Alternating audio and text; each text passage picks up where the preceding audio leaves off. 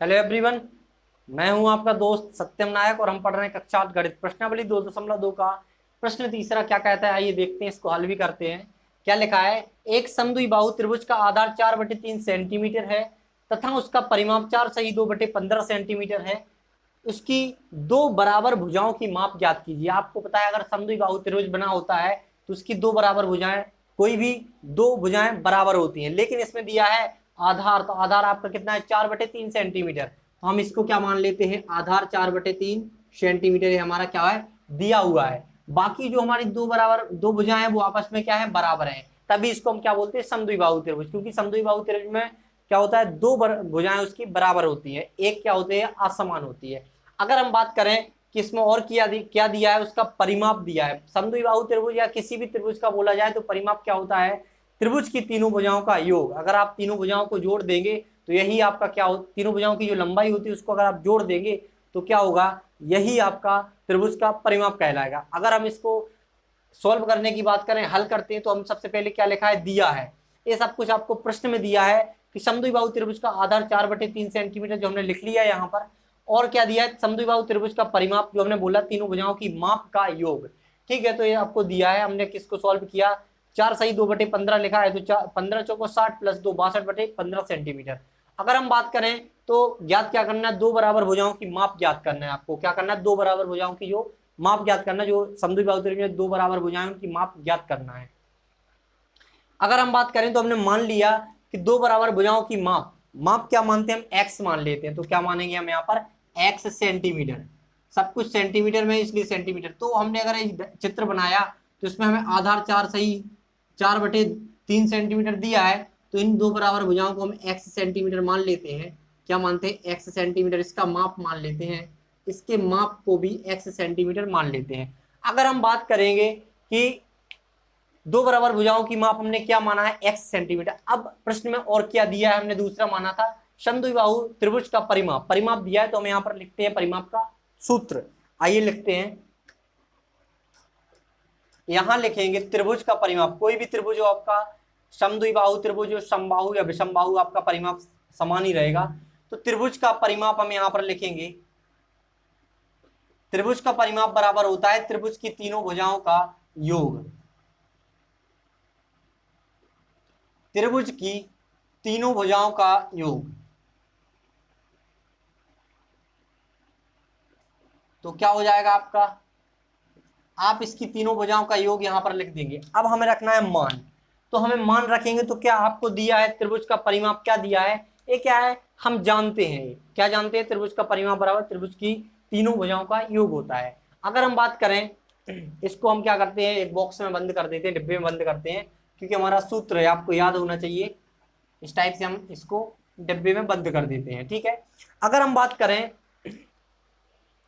कि त्रिभुज की तीन भुजाएं कौन कौन सी मानी, देखो दो भुजाएं बराबर थी जिनको हमने x और x मान लिया था, तो हम इनको और तीनों को जोड़ देंगे। तो हमें देखिए यहाँ पर क्या करेंगे? सबसे पहले त्रिभुज का परिमाप जो हमें दिया है 4 सही 2/15 सेंटीमीटर, इसको बनाया हमने 62/15 सेंटीमीटर। तो हम यहाँ पर क्या लिखेंगे? त्रिभुज का परिमाप बराबर 62/15 सेंटीमीटर बराबर क्या था? त्रिभुज की तीनों भुजाओं का योग। तो त्रिभुज की तीन भुजाओं क्या है? तो दो तो बराबर है, तो x प्लस एक्स करेंगे तो दो का योग तो ये हो गया x प्लस एक्स। और जो तीसरी है वो है 4/3, जो आधार माना गया है 4/3।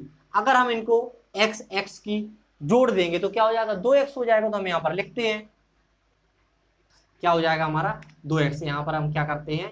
62/15 लिखेंगे बराबर x प्लस एक्स क्या हो जाएगा? 2x हो जाएगा प्लस 4/3।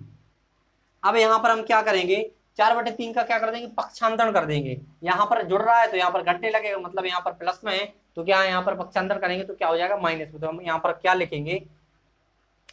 यहां लिखेंगे 4/3 का दाएं पक्ष में है, तो बाएं पक्ष में पक्षांतरण करने पर तो हम क्या लिखेंगे? सिंपल 4/3 का बाएं पक्ष में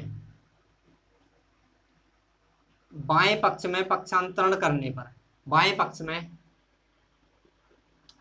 पक्षांतरण करने पर क्या करेंगे? हम बाएं पक्ष में क्या कर देंगे? पक्षांतरण कर देंगे। तो यहां पर क्या हो जाएगा? प्लस में, तो यहां पर क्या आ जाएगा? माइनस में आ जाएगा। तो यहां पर हम लिखेंगे 62/15 माइनस 4/3 3 बराबर क्या हो जाएगा 2x। तो यहाँ पर क्या लिखेंगे, अगर 15 और 3 का अगर हम एलसीएम लेते हैं तो यहाँ पर हम सॉल्व करते हैं इसको। 15 और 3 का हम लासा लेंगे, एलसीएम लेंगे तो क्या आएगा हमारा 15 आएगा, 15 ये आएगा। और आप इसको सॉल्व करेंगे, 15 का 15 में भाग देंगे तो कितनी बार जाएगा, एक बार जाएगा। एक का गुणा किस में करेंगे, 62 में, तो आपका क्या आएगा 62 ही आएगा।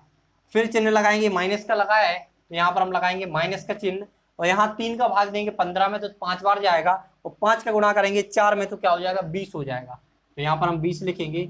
बराबर में क्या चल रहा था 2x, बराबर में 2x, यहाँ पर आधा यहाँ पर सॉल्व कर लेंगे। बराबर में क्या चल रहा था आपका 2x चल रहा था, तो यहाँ पर हम क्या करेंगे 62 माइनस 20 करेंगे, 62 में से 20 घटाएंगे तो क्या आएगा आपका 42 आएगा। बटे में क्या है 15 है हर में, तो यहाँ पर 2x। अब आप देख रहे होंगे 2, अब आप देख रहे होंगे 2 किसके साथ गुणा में है, x के साथ क्या है गुणा में है 2। अगर आप गुणा में है और इसको पक्षांतर करते हैं तो क्या हो जाता है भाग में बदल जाता है, जो क्या हो जाएगा 42 के क्या हो जाएगा भाग में आ जाएगा।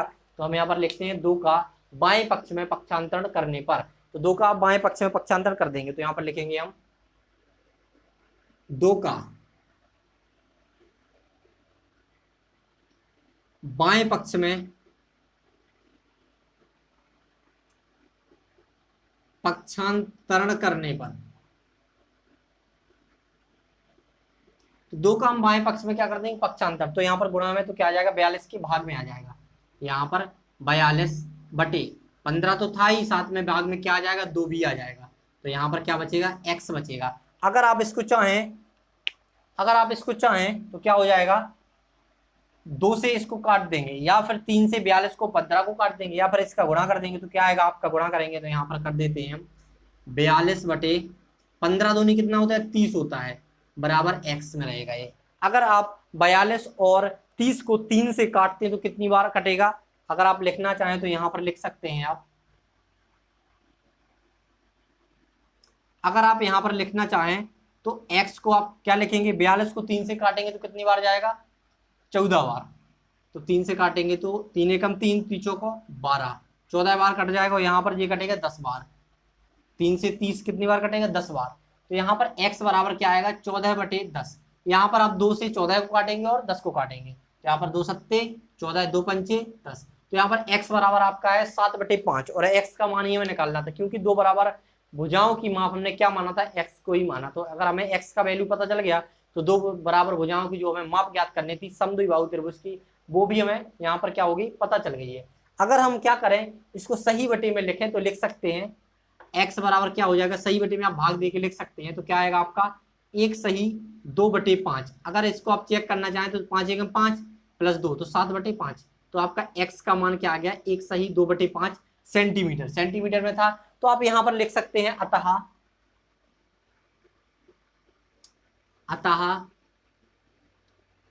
यहाँ पर क्या ज्ञात करना था हमें, 2 बराबर भुजाओं की माप हमने x माना था, अतः लिखेंगे यहाँ पर 2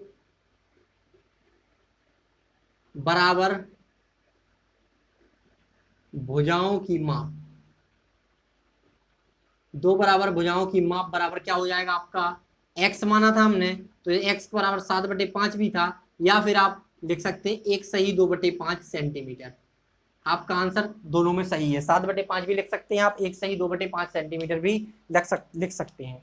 तो आपका क्या निकल के आया, आपका 2 बराबर भुजाओं की माप क्या निकल के आया 1 सही 2 बटे 5 सेंटीमीटर। ये आपका क्या हो गया आंसर हो गया आपका।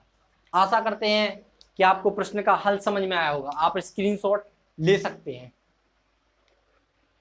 इसी के साथ हम इस क्लास को फिनिश करते हैं, मिलते हैं आपसे प्रश्नावली 2.2 के अगले प्रश्न में नेक्स्ट वीडियो में। Thanks for watching.